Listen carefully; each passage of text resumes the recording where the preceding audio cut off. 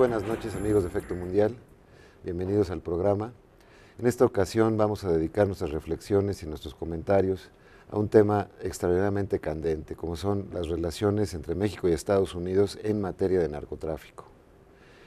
Un especialista, alguien que se ha dedicado los últimos quizá 10 años a estudiar este fenómeno en la relación bilateral, quizá el punto más neurálgico de lo que hace a los problemas que tenemos en este país con inseguridad y crimen organizado, es el doctor Octavio Tripp, y te quiero dar la bienvenida. Muy buenas noches. Gracias, embajador. Muy buenas noches. Gracias por la invitación.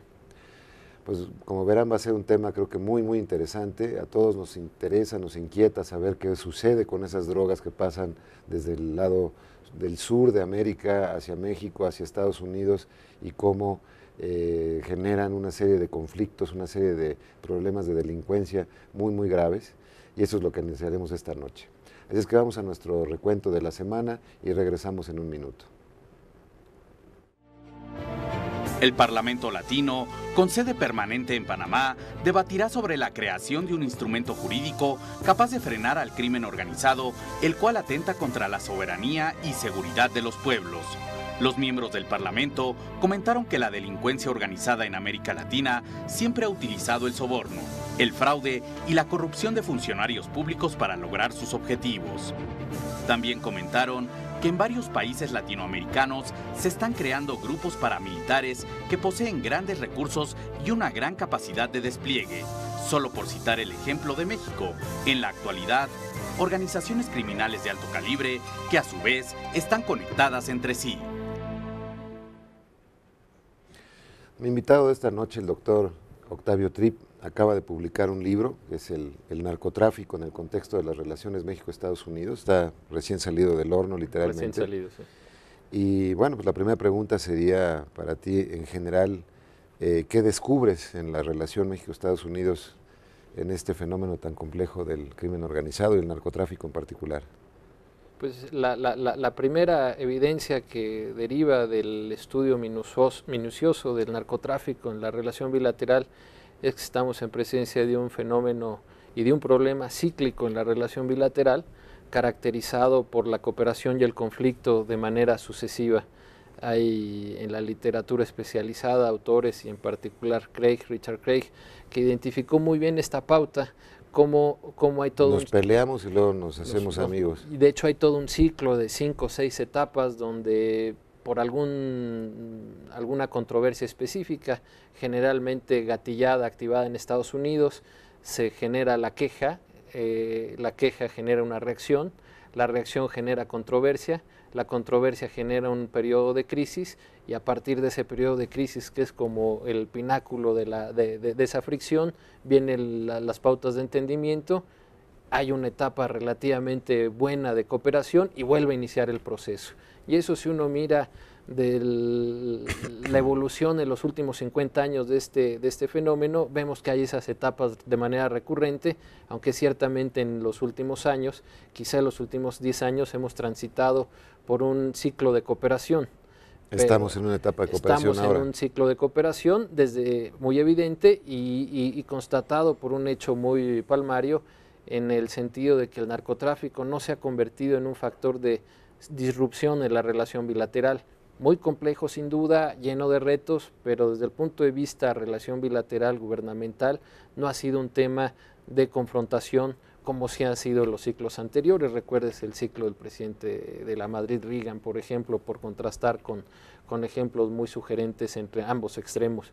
Pero se trata pues de un fenómeno cíclico, recurrente en la relación, y que no se han diseñado pautas para un manejo administrado sistémico, mejor dicho, de este fenómeno, de manera tal que podamos incidir y administrar en su evolución, de manera tal que no nos vuelvan a sorprender ciclos. Pero dices críticos. que, estás diciendo, me llamó mucho la atención, que son disparados estos ciclos negativos cuando se dan por Estados Unidos. Es correcto. ¿Cómo qué ejemplos tienes, por ejemplo? Por ejemplo, cuando está muy documentado en la literatura, cuando México se convertía en el pasado, hoy en día no ese es el factor que gatilla, pero en el pasado, cuando México se detectaba en las estadísticas de las dependencias americanas como dominante en cuanto a su provisión de drogas en el mercado estadounidense, Por ejemplo, México se convertía en el proveedor número 1 de heroína, de amapola, por ejemplo. O sea, eso gatillaba de inmediato una reacción. Recuérdese, por ejemplo, cuando había grandes descubrimientos en México de plantíos gigantescos de marihuana, por ejemplo, eso solía, a juicio de algunos analistas de los Estados Unidos y de algunos tomadores de decisiones, demostrar cierta ineficiencia en la política antinarcóticos de México, y eso empezaba a generar críticas. Pero no sería más bien porque en Estados Unidos empezaban a ver que su campaña contra las drogas estaba fallando, entonces tenían que encontrar algún culpable. Sin duda que hay un fenómeno de manipulación política. Cuando uno revisa los grandes eventos de controversia, en ocasiones solían gatillarse por contextos electorales. Cuando uno revisa la primera operación intercepción en la frontera en la época de Nixon, era previo a un contexto electoral, y eso gatilló para ganar votos. Pero ya una vez las administraciones del poder, otro factor que solía gatillar esto era la participación de México en el mercado interno de los Estados Unidos. O sea, había una reacción, digamos, del mercado de consumidores de drogas o de había una reacción de los traficantes dentro de Estados Unidos que generan esta reacción de gobierno. Había una interpretación oficial del gobierno de los Estados Unidos, y de acuerdo con sus datos cuantitativos, obviamente hay mucha controversia en la materia de qué tan manejados eran, con criterios políticos, pero digamos, apegados a las tesis oficiales, había la DEA, la FBI, el Departamento de Salud, mostraban ciertas estadísticas donde se decía el proveedor dominante en el mercado estadounidense de drogas en materia de marihuana es México. El conducto fundamental para que entre la cocaína a los Estados Unidos es México. A la luz de ese criterio, solía gatillarse la crítica y las presiones de Washington para que México renovara su estrategia, para que la modificase, etcétera, y era pues el inicio de este ciclo al que hacía referencia. Pero realmente no ha cambiado mucho las cosas en no sé cuántos años, porque desde que sellaron la península de Florida para el acceso de drogas vía el Caribe, pues la responsabilidad principal pasó a México como conducto de los sudamericanos para pasar sobre todo cocaína hacia los Estados Unidos. Entonces, en ese sentido, pues digamos, la crítica debe ser persistente, porque el principal proveedor, si se quiere ver así, o punto de tránsito, trampolín hacia la alberca, como se ha dicho tantas veces, ha sido México, desde la época por lo menos del presidente Lamadrid, yo creo. Es una referencia bien interesante, pero que nos lleva a una situación de cambio que hay que destacar. Es decir, antaño uno de los gatilladores de estas controversias, decía yo, era la participación de México en el mercado. Y a partir, digamos, de unos 10 años a la fecha, ese ya no ha sido el factor catalizador de las controversias. Y cuando uno analiza la política antinarcóticos de los Estados Unidos, vemos que han matizado, cuando menos en su relación con México. Y si bien es cierto que México sigue siendo dominante en el mercado norteamericano de las drogas, cuando menos desde las estadísticas estadounidenses, lo cierto es que eso ya no ha sido el gatillante, decía yo, sino ahora el factor que se ha privilegiado más ha sido la persecución, eliminación y aprehensión de grandes capos vinculados al narcotráfico. Es decir, antaño no era un factor de consideración tan central porque México era muy renuente, por ejemplo, a las políticas de extradición.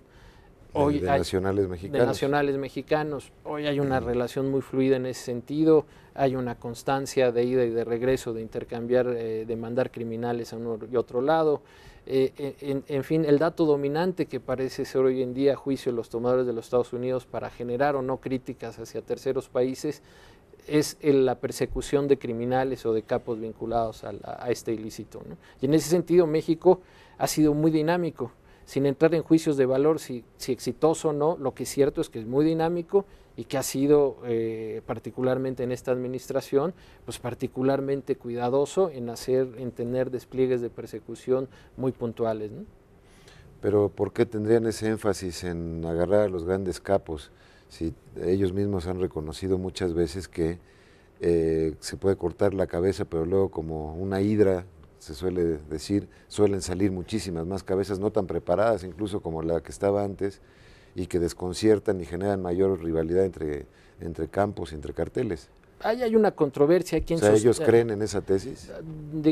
¿O es políticamente rentable? Decir, ya agarraron a fulano de tal, que es el capo de tal cartel. Yo creo que hay ambas cosas. cosas. Les rinde más que tener un ataque, digamos, un combate exitoso, eficiente, visible en contra de estas bandas de crimen. Yo creo que hay ambas cosas. Yo creo que, por un lado, sí es políticamente rentable exhibir la aprehensión, la eliminación de ciertos capos, ciertos varones, sobre todo aquellos que se vuelven muy emblemáticos en el combate al narcotráfico, y no solamente es un efecto visual, cosmético, yo creo que sí tiene influencia, a pesar de lo que se dice en algunos lugares de que eso no influye. Desde luego que influye, la capacidad de relevo no es tan sencillo cuando hablamos de estos grandes varones. Entonces, políticamente sí rinde, pero al mismo tiempo sustantivamente tiene alguna incidencia, es decir, sería falso decir que no tiene ninguna relevancia, sí, claro, en el impacto de las estructuras criminales. Pero revuelve más el escenario, ¿no es cierto? Puede ser, pero por ejemplo, parte de del revoltijo que hay en Ciudad Juárez tiene que ver con eso, con el descabezamiento de unos que pues casi cada 5 años han ido perdiendo cabezas, y eso hace que abajo, digamos, las estructuras no estén con la fortaleza. Pero permíteme hacer una pequeña pausa y regresamos con este tema. La Organización de las Naciones Unidas trabaja con los gobiernos para abordar los problemas relacionados con drogas, delincuencia y terrorismo, facilitando la implementación de instrumentos internacionales relevantes.